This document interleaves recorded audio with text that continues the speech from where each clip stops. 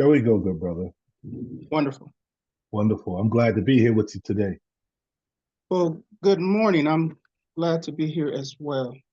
Absolutely, brother. It is a pleasure to have you. I can't really remember how we connected, but I'm so glad that we're connected, especially here on the Prison to Promise podcast, where what I do, man, is I collect stories of people who've been incarcerated with the hope of using your story of triumph and overcoming obstacles of post incarceration to with hopes of shedding light on the journey for someone else who's coming behind us, with hopes of inspiring someone else to know that they too can do well post incarceration. So, Absolutely. welcome, man. And so, if we could just jump right in, and I ask you to introduce yourself to the listeners. Tell us maybe a little bit about who you are, um, maybe how much time you did, and maybe who you were before you went to prison. Certainly. So my name is Eugene Emmanuel Nelson Jr. I hail from the great city of Milwaukee, Wisconsin. Um, I actually served 21 years in prison. My story is very unique in the sense uh, that I was the first African American to win an academic scholarship from my high school, Solomon Juneau Business High School here in Milwaukee in 1983. And I had several scholarship offers to attend various colleges, HBCUs. I decided to follow my cousin to a northern Wisconsin town up north, La Crosse, Wisconsin. Follow him to the University of Wisconsin La Crosse. He was a sophomore. I was a freshman. And as a result of some of the things that I got involved in as a college student, I wind up being sent to prison, receiving a 45 and a half year sentence for crimes I did not commit. Because I was raised in a Christian household throughout my life, childhood, adolescence. Um, what I wanted to do was to move away from the strict having to go in the house when the street lights came on type of environment, church 3, 4 times a week, to Yeah, being all the way up in northern Wisconsin, where for me it was, and I look at this as almost sacrilegious in the sense of using the phrase, it was almost like heaven for me because I was far away from home, far from that strict environment, and I was doing everything that my peers were doing. And when I got incarcerated, when I charged and convicted for crimes that I did not commit, in my mind, I felt as though that I was being punished for the things that I didn't get caught for. Because when that's I it. was in school, I got connected with the Cubans. I was selling cocaine, and it was a far cry from what I was charged from. I was asked about who was handling weight in this town, and I chose not to. You know, I don't believe in this moniker of no snitching, but at the time I didn't share any of that information, not so much because of the code, the street code of not snitching, but because I knew what these Cubans would do. They came off the Marilito boat lift in 1980. I went to college in 1983. I connected with them. So as a result of not doing that, I was charged with crimes which after 21 years of incarceration, was able to be released in 2007, and my life had took on a flight pattern of positivity, which stemmed from the beginning, Mhm. in terms of going back to court, giving time back, filing a civil suit, winning the civil suit, and we'll get on into that further as we go along in the podcast. Okay, dope, man. And thanks for sharing that, man. Thanks for sharing that. And know that we have limited amount of time. So Certainly. yeah, definitely touch on those pieces that are most impactful, most important. And one of the things that definitely stands out for me is how did you end up giving that time back? So the crimes that I was convicted of was of a sexual nature, and at the time of my convictions, there was DNA was not in existence.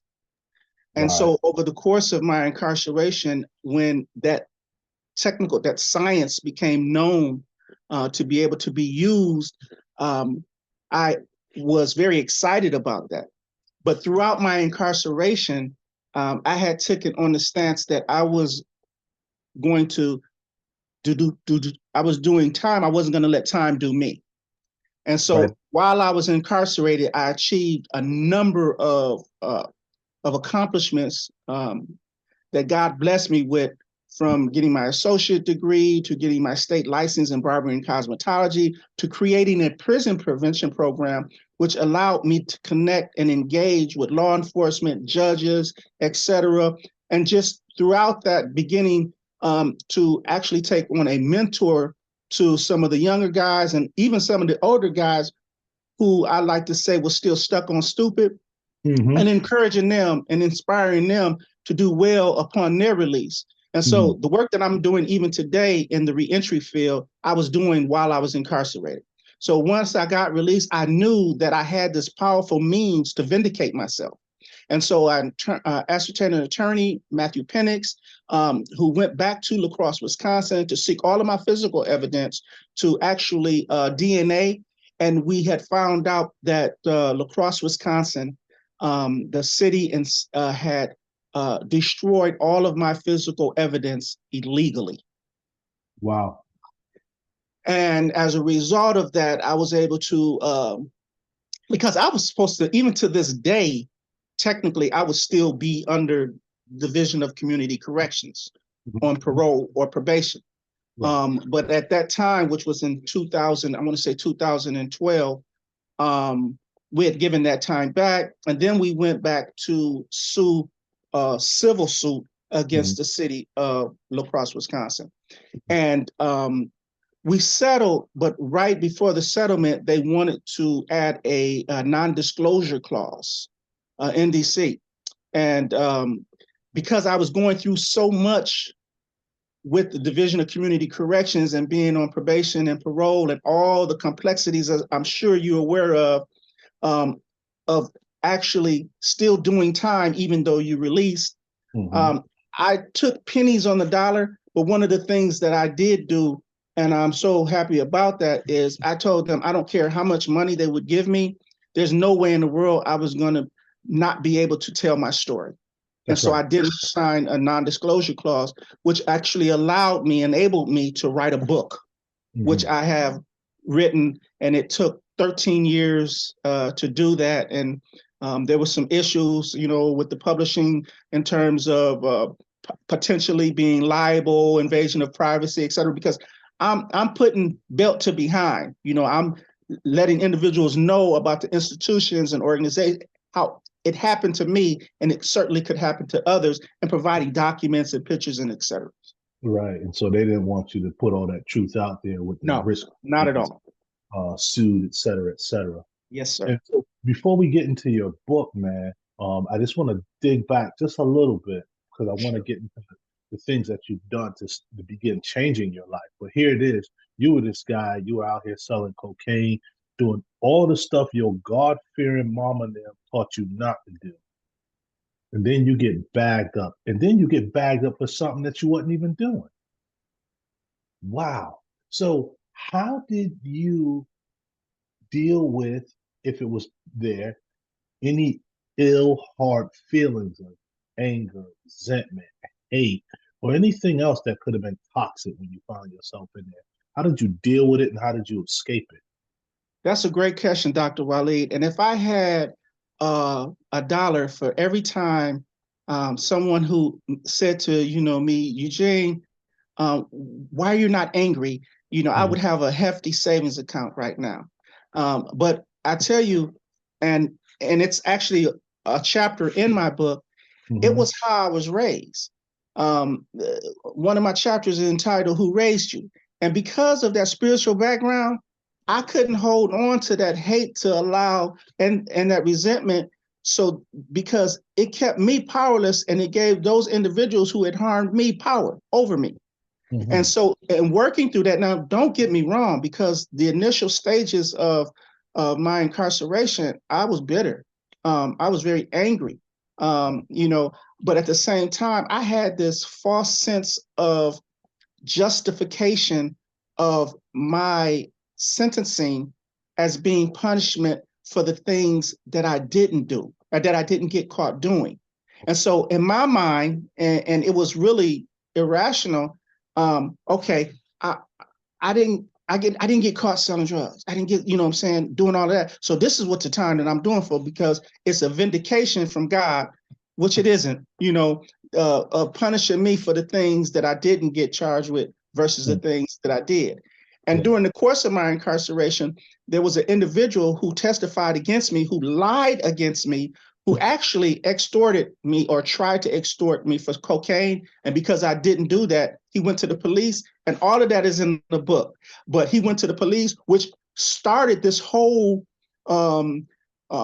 downfall in terms of what happened to me. And he's in the book, but he had gotten locked up. And so there was an order for us not to be in the same institution together. Mhm. And I share in the book how God was not going to allow me to be released from prison, harboring those ill feelings I had against the individuals who got on the stand, and particularly this individual, because then I would actually be locked up for something that I had intentions on doing towards that individual. So I had to be released of all of that, completely, in order for me to be able to breathe and to understand that, what happened to me was allowed by God, but that he knows the plan and the purposes that he have for me, and they are of good and not of evil, to give me a future and a hope in spite of everything that had happened to me. Mhm. And And what this, they had meant for evil, yes, sir. And what they meant for evil, God was going to turn it around for the good. Mhm. And if you would have held on to that resentment, this future that you have now and that you're walking towards would have been dashed away. Yes, And you sir. were still like in a pretty bad situation. So that's wonderful to hear, man. And so, if you could please, bro, because you dropped it more than once, um, the phrase "my book." So I want to ask you to mention your book again, but this time by title, and tell folks where they can find it. Certainly. So the name of my book is Saved by the Blood. The subtitle is DNA Notwithstanding, but the blood of Jesus prevailing. Mm. And my book is on Goodreads. It's on Barnes and Nobles. You can actually go to Amazon and just type up Eugene Emmanuel Nelson Jr. or Eugene Nelson and Saved by the Blood, and it will pull up. And I encourage anyone that's listening, anyone who is working within the confines of what we do as it relates to um, benefiting, advocating, and trying to change the narrative as it relates to system impacted individuals, to pick this book up. But one of the things I do mention in the book is that I wanted to actually touch individuals who are not necessarily in this realm, but those who might think firsthand that everything they see as it relates to criminal justice system, sentencing, is truth, and try to change the narrative in those individuals to see something that had transpired, and proving my verity by providing documents, et cetera, so they can say, oh my God, if it happened to him, it could happen to anyone else. And as a result of that, I have pictures of me going to George Floyd's um, site where he was murdered, and which was not too far from La Crosse, Wisconsin. So it's like I take a journey of closure, so to speak, and stopping off in La Crosse and taking pictures, never to step foot there ever again. And it's all captioned throughout the pages of Saved by the Blood. Yeah, yeah, yeah. And what I'm picking, and thanks for sharing that. And what I'm picking up that listeners can't see is I'm picking up your body language as you're talking about this part of your chapter. And I don't know if you know this about yourself, but I wish listeners could see it, because your whole countenance just changed. You began to shine and you began to smile, and your eyes, I saw more of the white of your eyes and the pink of your gums, as you were talking about this, because it seems like you've definitely vindicated yourself, or you've become healed, you've become um, um, restored, and that's the sense I'm getting as you talk about this chapter of your life. So I just wanted to point that out, and I wish folks had a chance to see that in you. It's touching me so much that I'm feeling warm underneath my shirt. I appreciate that. I appreciate that. I appreciate I've done a lot of work in the community. Actually, the job that I have, I serve as a case manager and food share employment training coordinator. So I've been working in the area of reentry with a nonprofit organization that's been around for over 43 years. And just the fact that when I came home, I went back to school, I got my bachelor's degree, then I got my master's degree, and then I started to do some PhD work through Walden University before I ran out of money. And so I'm all but dissertation at this point. But that's one of my hopes and prayers in the future, to go back to get my doctorate, because I believe that the Dr. Craig Waleeds of the world are inspiring enough to allow individuals like myself to be motivated to continue on that path. Because I believe it was Malcolm X who stated that education is the passport to the future. Absolutely, brother. And I appreciate hearing that from you as well, because that's the whole reason why I do this, as a means of trying to inspire other brothers who are next to me, behind me, in front of me, to let them know that I did it, you can do it. We can do it. Amen. Yeah, man. And so you're gonna come back, in time you'll come back and you'll get that PhD all in time. Appreciate that. Yes, yes, indeed, brother. So, man, I'm just so touched by you, man. I just want to tell you that, man. I love your spirit, you know. But can you talk a little bit about what you're doing today, your work? I know you said you work as a substance abuse, no, as a reentry case manager, Certainly. but can you talk a little more about, and particularly like how that seed started? Because one of the things you said, it resonated with me in my own journey is while you were behind the wall, behind the fence, you started doing this work. You were still locked up, but you're doing this work helping people prepare to come home and stay home. And and it resonates with me because while I was incarcerated, I came up with the same idea. While I'm incarcerated, I need to start working on plans to help other people stay out because those plans are going to also help me stay out. And so Certainly. that's been my journey. But if you could talk about how that started for you. Sure, sure. I'll share a very interesting story. As I mentioned, I received my state licensing in cosmetology, barbering and cosmetology. In fact, I was in the first class to actually have the state examining board come into a correctional institution to test you for your state license. And so I was very good at my craft. And men would come into the barbershop, and it was like a 7-chair barbershop. And if they wanted a good haircut from me, Gino, everybody called me Gino, they had to come and get a message. They could go to somebody else and probably get a whack haircut, but if they're going to wait in line to come get me, they know, oh man, I got to listen to him. So I began, as a bartender would do to a patron, I would talk to those clients that would be in my chair, and some of them would have recidivated. They have came back 2 and 3 times. I said, man, listen, what are you going to do this time differently? You got kids out there, do you have a game plan? Education, you don't necessarily have that, but do you have a vocation? Is there something? And so I began speaking to these brothers, inspiring them to want to do better, and because they sat in my barber chair. And then, even though I was in the inside, I had created a prison prevention program called BRIC, Blood Related to Inner City Children Through Communication with the K. And so kids were actually coming into the institution, and it was a scared straight program, but without the scare. It was basically man on man, talking to the young individuals, letting them know, hey, if you continue on this path, this is what's going to happen. So from that and working with these guys, it was a natural process for me upon release to move right into this realm of work because I was already doing it. It was my passion, and it's my passion to this day. You know, I serve as a case manager / food share employment training coordinator, and I work primarily with men and women who have been system impacted, but also individuals who are below the poverty level, because the eligibility for the food share employment training program is that you receive food share or food stamps and you're below the poverty level.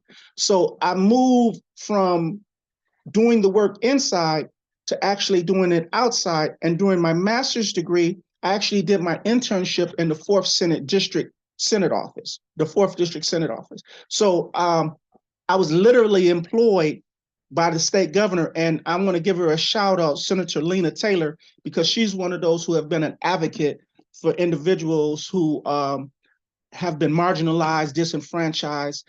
And so I was doing the work as a conduit to her office and community engagement, working with constituents who are individuals who had been system impacted. And that's what I do today. And I've been doing it really for over 12 years, not from an official title, not including the work that I've done while I was incarcerated.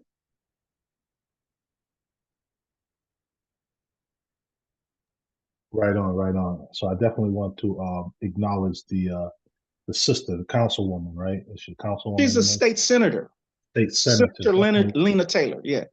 definitely big up to her. We need more champions in those positions to go to bat for those of us who find ourselves marginalized from poverty, incarceration, addiction, mental illness, et cetera, et cetera. So enough respect to her. Couple last questions, man. And as we get ready to wrap up, and one is what I think could be very powerful, and that is if you could share words of wisdom, say with a younger Eugene or just some young people coming up who may have had or have similar mindsets that you had when you were younger, what would you drop on them or yourself for that matter? Man, that's an excellent question, Dr. Wale. In fact, I live in the zip code of 53206, and it is the worst zip code in the United States of America. There have been there have been docu-series around 53206.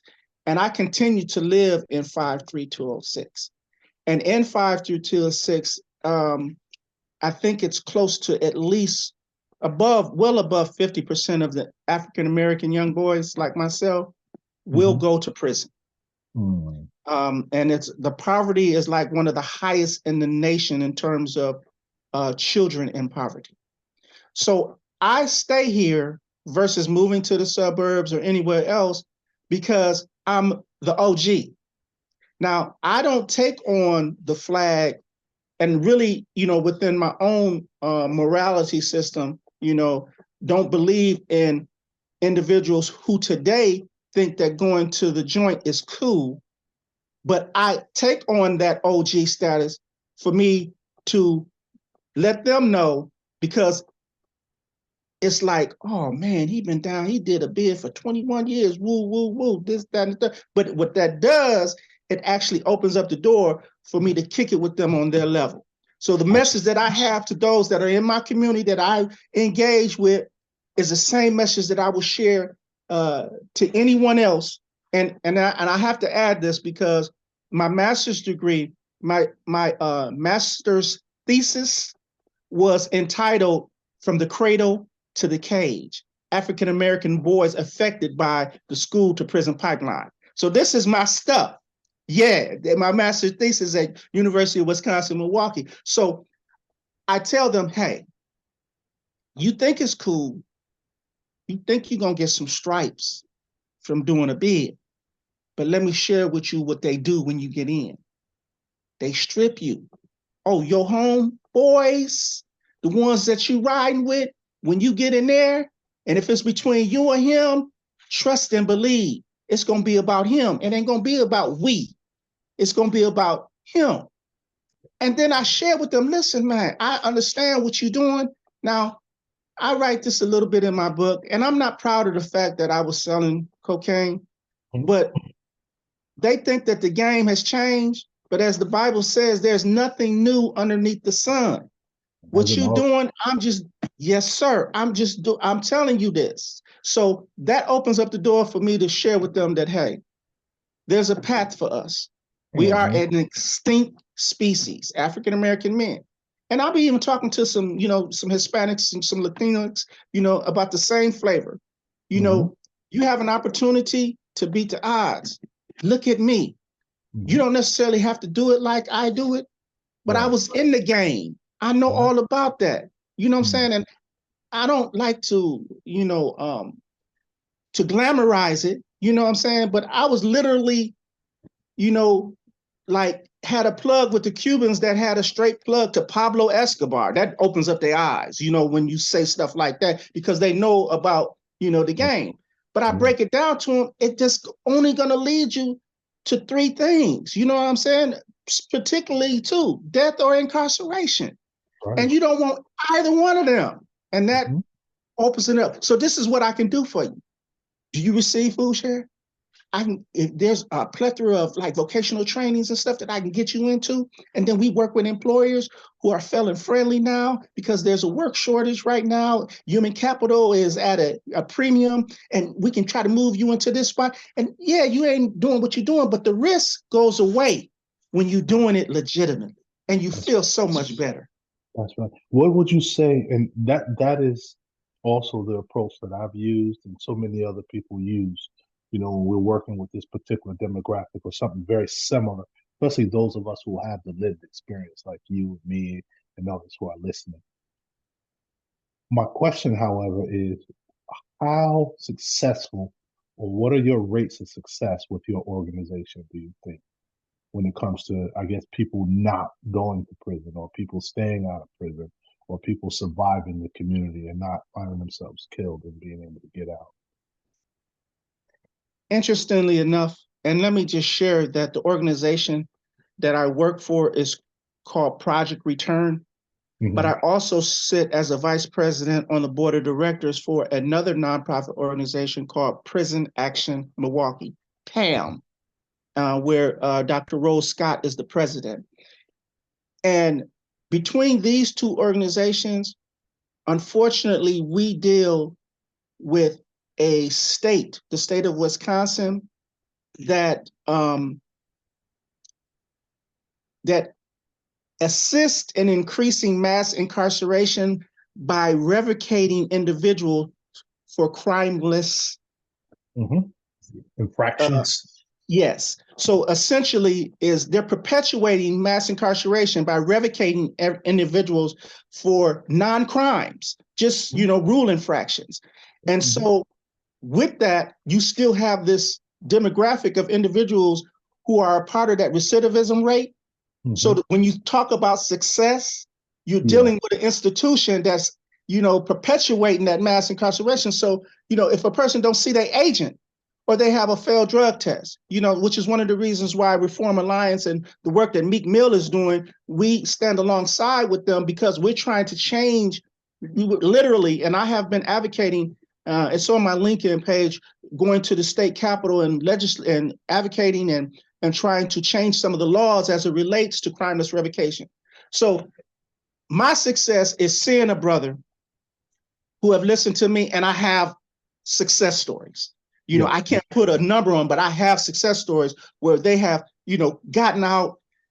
They've taken advantage of, the resources available to them through the reentry services, and now they're working. One of the brothers in particular, is now a ALDA counselor who has a lived experience. Brandon Taylor, I'm giving him a shout out as well. These individuals, yeah, who are making it. And that's where I get all the gratification from because, individuals come to our office during our walking hours. And, I tell them, hey, don't be about that mess because we're That's going to right. see right through you. You know what I'm saying? If you really own to this, if you really want to be a provider for your kids, if you really want to make a mark, man, I'm going to do whatever in my human power to assist you by helping you. And if we can't do it, then some of our collaborating organizations, we make a referral to them so they can assist you with it.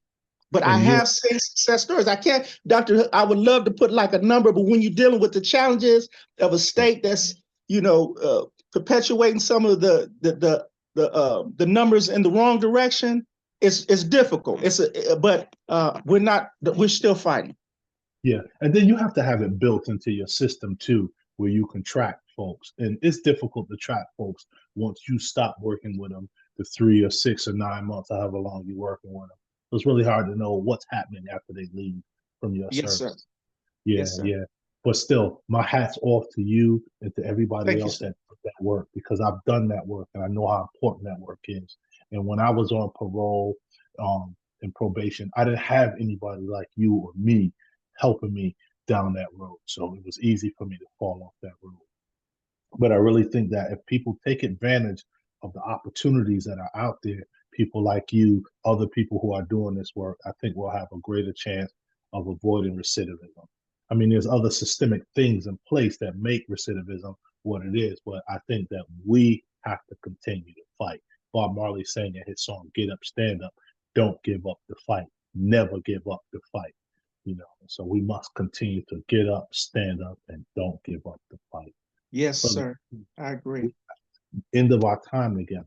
But I want to give you room for any closing words, any last statements, any shout outs to people to reach out to you or anything like that. Yeah, I always want to fall back on the fact that, faith and the word of God, and, the fact that I was raised in a Christian household, and I had support that a lot of the guys who are still left behind don't have, whether they've burned bridges, etc. For me, the fact that I maintain a wonderful family support, a wonderful church support, church family support, it enabled me to make the transition so much smoother. I think one of the conversations we had earlier was prior to this podcast was, how were you able to make that transition? How long did it take you? For me, I never kind of left the world. I would transpose. When my family was going to family reunions, I was there too, even though I was locked up. So having that support system was critical to my success. And because of that, I'm eternally grateful for how I was raised, because that which I was running from, the strict environment, ultimately was what I needed to save me through this process, through this journey. So it was like one of my chapters in my book called The Prodigal Son. When I came back, it was based on, how I was raised. Yeah. And with that, I just want to share that I couldn't do the things that I do had it not been for the Lord who was on my side. I know it's maybe seeming like a cliche, but I work with Muslims. I work with individuals from different faiths. I think when it comes down to it, it's humanity. And we're here to serve. I'm here to serve. Right on, man. And with that, brother, I'm going to say thank you and call it a wrap. Well, I appreciate your time. I appreciate your insights, brother. It's been a pleasure having you here with us today on the Prison to Promise podcast. And so with that, bro, I know we still got a couple minutes left. So I just want to remind you or ask that if you would send me at your convenience a copy, maybe a micro bio, maybe a paragraph or so that I can use to help advertise our conversation. And if you have a headshot, it's a nice headshot of yourself, I can use and put that on the flyer. I think you've seen some of the flyers I put up there. Yeah, so that would be you. I got you. Yeah, and I just had one drop today. I got sessions dropping every week. Earlier this year, I was dropping them every other week. Um, but lately, I've been interviewing people like back to back to back. So I want to get as many out before the end of the year. Certainly. So I got about maybe like 3 ahead of you right now. So yours will be like in like 3 or 4 weeks. Okay. So, yes, we got time. All right. I appreciate you. Yeah, it's been a pleasure, man. I appreciate you. All mine, man. All mine. Yeah, you really touched my heart, brother. So Thank you. I'm about to go for a bike ride, but while I'm out riding, I'm sure I'm going to be going back over my head the things that you said. I'm really touched. Even you can't see me. I wish you could see my eyes. My eyes are watery, man, because that's what happens when I'm touched, man. So just Thank you, thank you. sir. I Yes, sir. appreciate you, man. I'll get All that right, for you. Okay. all right, brother. You be well. You as Peace. well.